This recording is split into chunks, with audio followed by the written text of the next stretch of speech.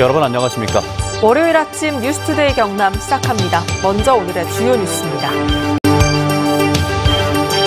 고성군이 동물보호센터 건립에 나섰지만 일부 주민과 군의원의 반대에 부딪혀 건립 장소조차 찾지 못하고 있습니다. 밀양 아리랑의 역사와 자료를 한눈에 볼 수 있는 책이 발간됐고 디지털 아카이브 구축 작업도 마무리 단계에 들어갔습니다. 카카오티에 대응하기 위해 출범한 리본택시의 현황과 과제를 경남 택시운송사업조합 문철수 이사장과 함께 짚어보겠습니다. 추석 연휴를 포함한 지난 2주간 경남도 내 유흥시설 29곳에서 150여 명이 방역수칙 위반으로 경찰과 시군 합동단속에 적발됐습니다.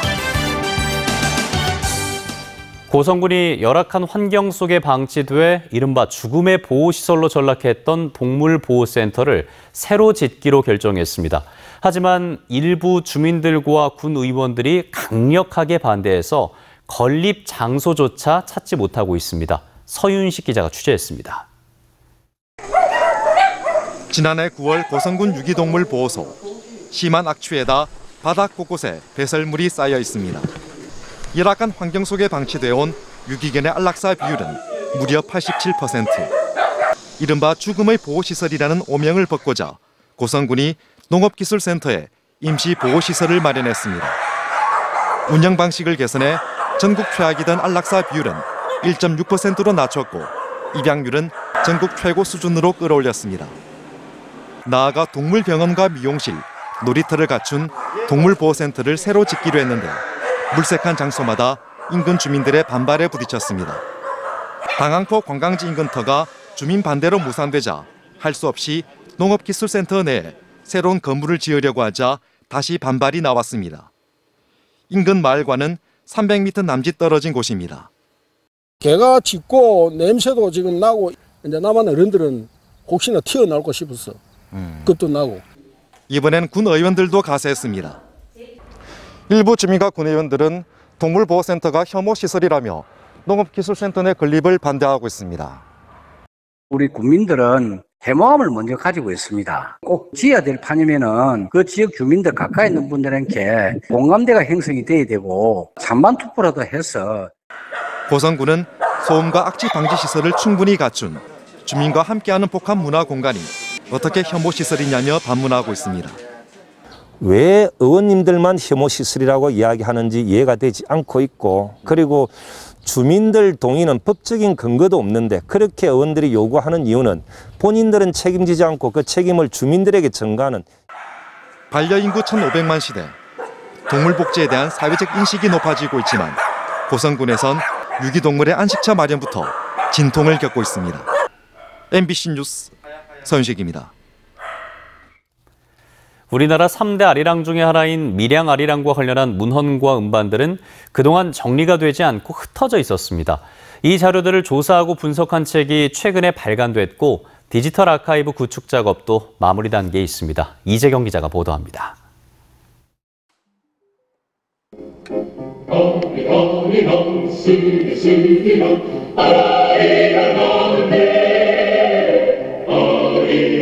누구나 한 번쯤 들어봤을 민요 밀양 아리랑입니다. 지금까지 밀양 아리랑과 관련된 문헌과 음반들은 곳곳에 흩어져 있다 보니 자료들을 찾기가 쉽지 않았습니다. 때문에 지난해부터 밀양 아리랑 기록 보존 활성화 사업이 추진돼 그 결과물이 최근 이따 밀양 아리랑이라는 제목의 2권의 책으로 발간됐습니다. 일제 강점기부터 현재까지 전승과 보존 단체 현황은 물론 관련 문헌까지 밀양 아리랑 관련 자료를 목록화하고 기록한 첫 결과물입니다. 지금까지 밀양 아리랑이 연구가 좀 불실했는데 이제 이 책으로 인해서 아마 발전이 아주 크게 될 거라고 믿어 의심치 않습니다.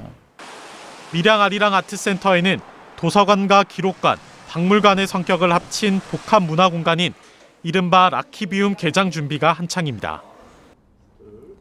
이곳에는 아리랑과 관련된 도서와 음반들이 전시돼 있고 한켠에는 밀양 아리랑 관련 정보를 손쉽게 검색할 수 있는 공간도 마련됐습니다. 밀양 아리랑 관련 자료들을 디지털 목록화하는 디지털 아카이브 구축 사업도 한창입니다. 700여 개의 밀양 아리랑 관련 문헌, 도서, 그리고 음반, 영상 이렇게 지금 디지털 목록화가 되어 있고요. 음원들을 들을 수 있는 그리고 볼 수 있는 그런 구동 시스템을 구축할 계획이고, 밀양아리랑 디지털 아카이브는 올해 안으로 구축을 마칠 계획입니다. MBC 뉴스 이재경입니다. 네, 매주 월요일에 함께하는 직격 인터뷰 시간입니다. 오늘은 카카오티에 대항하기 위해 출범한 리본택시의 현황과 과제를 알아봅니다. 경남택시 운송사업조합의 문철수 이사장을 이상훈 기자가 만나고 왔습니다.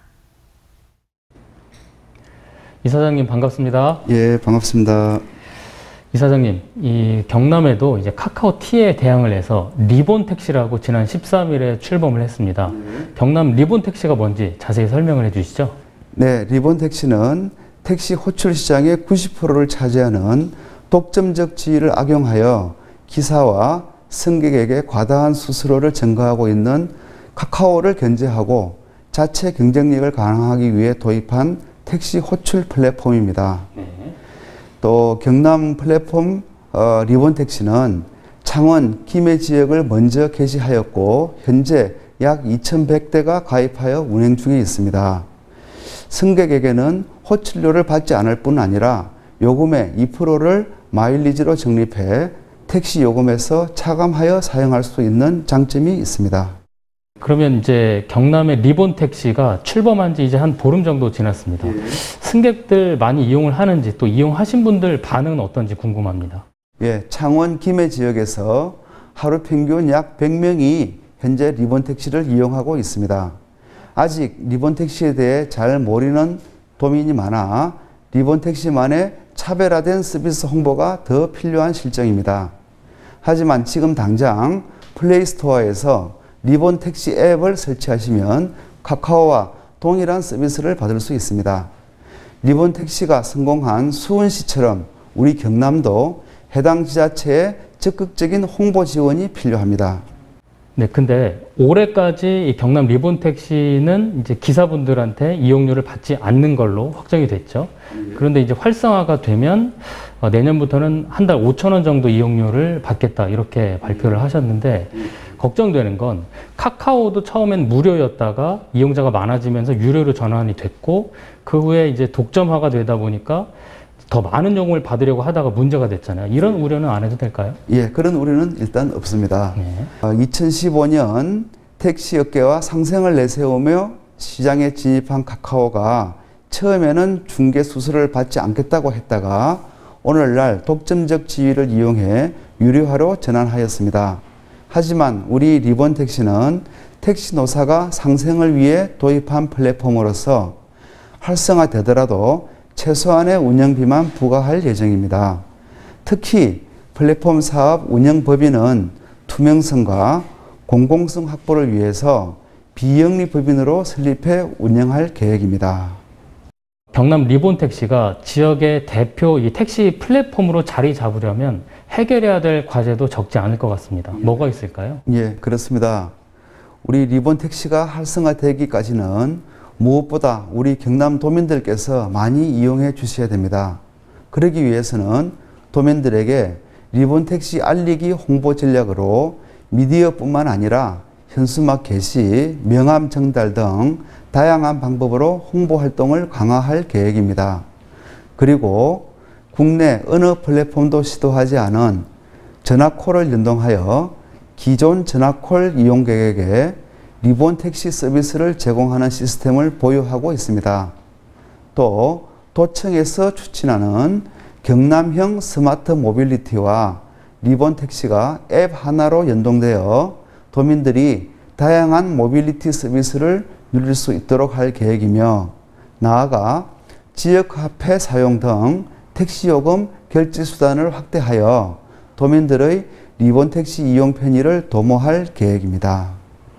네, 경남 리본택시가 많이 활성화됐으면 좋겠습니다. 이사장님 오늘 말씀 감사합니다. 예, 감사합니다.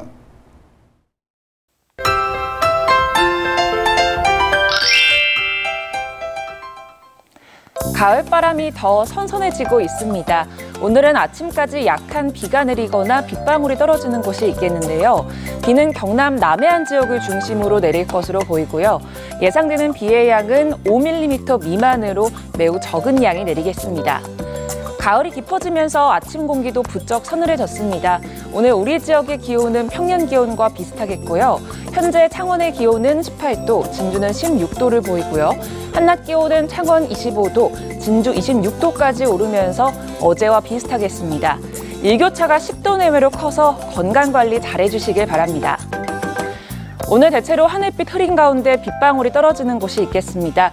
비가 내리거나 빗방울이 떨어지는 곳은 교통안전에 특별히 더 유의해 주시길 바랍니다.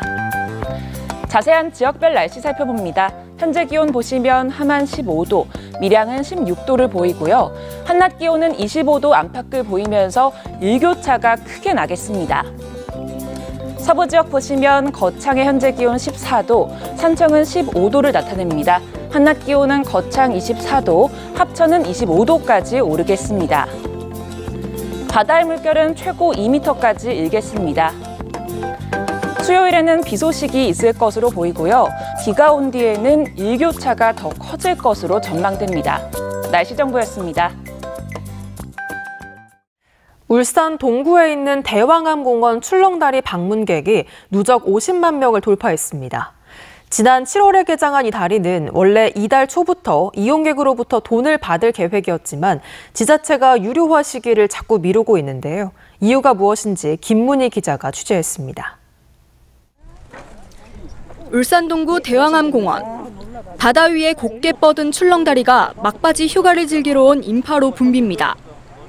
가족들하고 산책 겸 나왔습니다. 처음으로 이렇게 바다 있는 거 걸으니까 좀 설레이는 기분이 있습니다.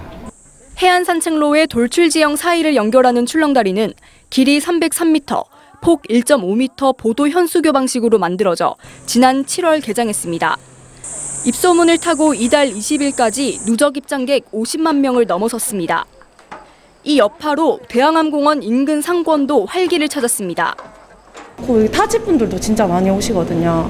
오셔서 여기 이제 목도 마르시고 하니까 음료수 사시는 김에 밥도 드시고. 상황이 이렇게 되자 지자체는 고민에 빠졌습니다. 원래는 이번 달부터 출렁다리 입장료를 받을 계획이었습니다.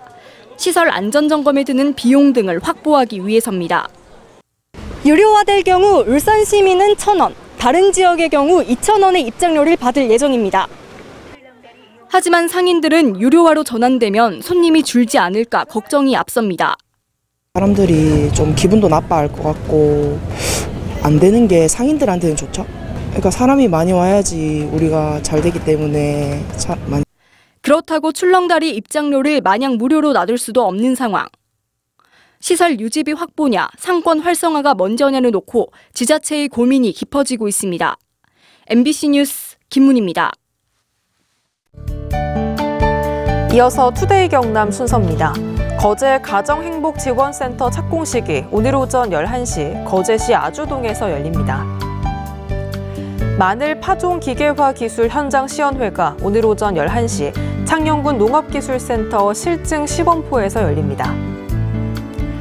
거창군 복합교육센터 건립 관련 주민토론회가 다음 달 1일까지 거창관내 수련관과 대학에서 진행됩니다.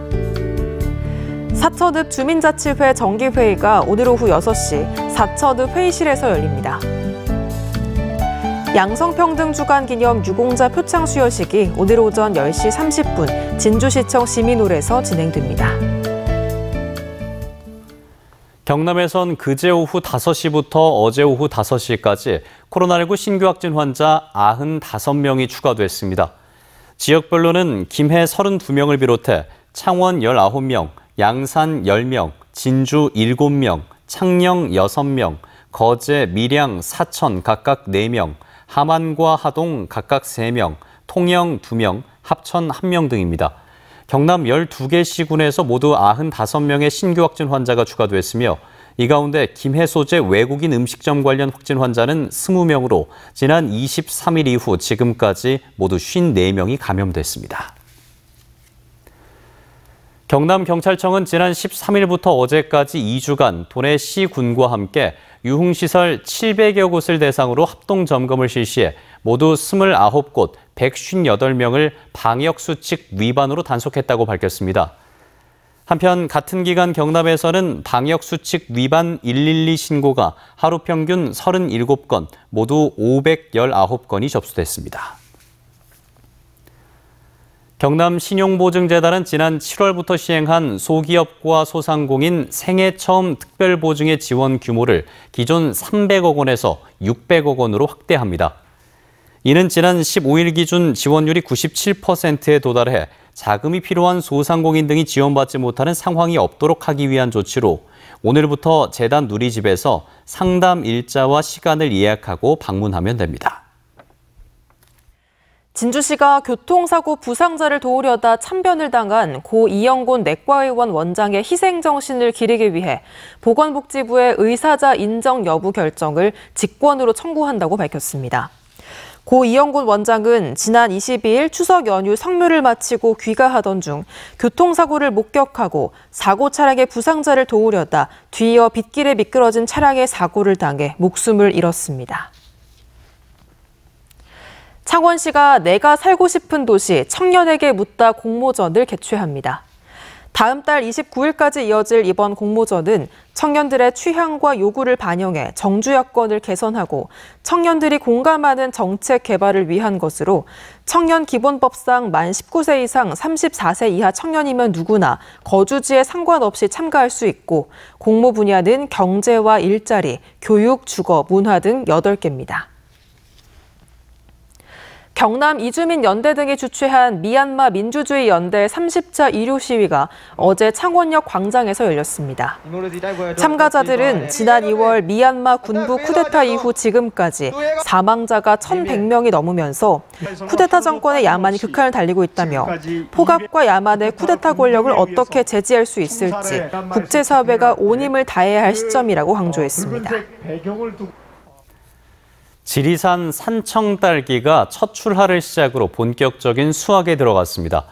산청딸기는 해마다 800여 농가에서 16,500여 톤을 생산해 1,200억 원의 소득을 올리고 있으며 시설딸기 수확 시기인 10월 중순보다 한 달 빨리 첫 출하를 시작해 내년 5월까지 8개월 동안 시장에 나올 전망입니다. 국민의힘 경남도당이 내년 대선과 지방선거를 앞두고 1차 당직 개편을 단행했습니다. 원내 수석부위원장의 강민구 국회의원을 수석부위원장인 홍태용 나동현 당협위원장을 임명하고 예비 정치 리더를 교육하는 정치경제 아카데미와 지역별 정책 및 대응 공약을 개발하는 정책지원단을 신설했습니다. 창원시 의회 이치우 의장과 조영명 운영위원장이 최근 세종시 행정안전부 청사 앞에서 특례시 시행령 개정을 촉구하는 1인 시위를 벌였습니다. 이들은 450만 4개 특례시 의회 기능을 인구와 규모에 맞게 확대해 줄 것과 특례시 의회 정책지원 전문인력 직급을 광역의회와 동일하게 적용해 줄 것 등을 담은 지방자치법 관계법령 개정 촉구 성명서도 발표했습니다. 최동석 김해시 의원이 장유 여객터미널 건립사업 시행사 관계자를 만나 조기 착공을 다시 당부했습니다. 이 자리에서 사업 시행자는 지난 9일 870억 원의 책임 준공 관리형 토지 신탁 계약을 완료했고 사업 승인 인가도 신청했다며 김해 씨의 인허가 절차만 잘 처리되면 곧 착공할 수 있을 것이라고 답했습니다. 하동 북천 코스모스 메밀꽃 단지가 다음 달 4일까지 개방됩니다. 하동구는 코로나19 때문에 대면 축제는 취소했지만 코스모스와 메밀꽃이 50% 이상 개화함에 따라 농특산물 직거래 장터와 희귀작물 전시 등의 볼거리를 마련해 꽃단지를 개방하게 됐다고 밝혔습니다. 통영시의 택시 복합 할증 전면 해제 사례가 국무조정실의 적극 행정 골든볼을 수상했습니다. 통영시는 도농복합 통합시 최초로 택시 복합 할증을 전면 해제하고 지역화폐와 제로페이 기반의 언택트 결제 시스템을 구축해 읍면 지역 주민의 교통비 절감과 교통복지 향상에 기여했다는 평가를 받았습니다. 경남 고성 공룡세계 엑스포 조직위원회가 엑스포를 관람하는 초등학생들에게 체험북 5만 부를 나눠줍니다. 체험북은 학생들이 공룡 화석 전시관 등을 관람하면서 교과서에서 배운 공룡 관련 정보를 확인할 수 있도록 꾸몄습니다. 경남 고성 공룡세계 엑스포는 사라진 공룡, 그들의 귀환이라는 주제로 다음 달 1일 당항포 관광지 일원에서 개막합니다.